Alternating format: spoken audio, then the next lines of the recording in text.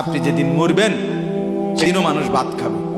এই গ্রামবাসী ধোকা ধোকা, মহল্লাবাসী ধোকা, এগুলো সব ধোকা, সব ধোকা।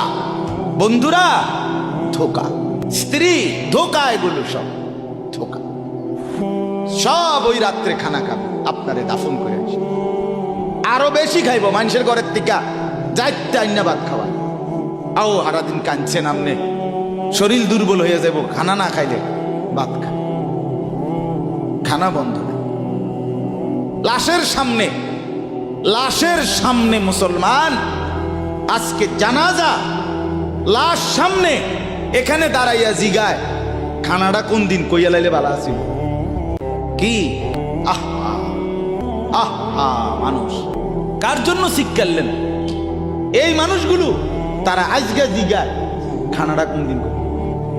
4 দিন না খানাটা কি সোমবারে করলে ভালো হয় না মঙ্গলবারে করলে ভালো হয়? কত অনবুঝ করে লাইলে ভালো আছিল। লোকজন কি আর আবার পাইবেননি?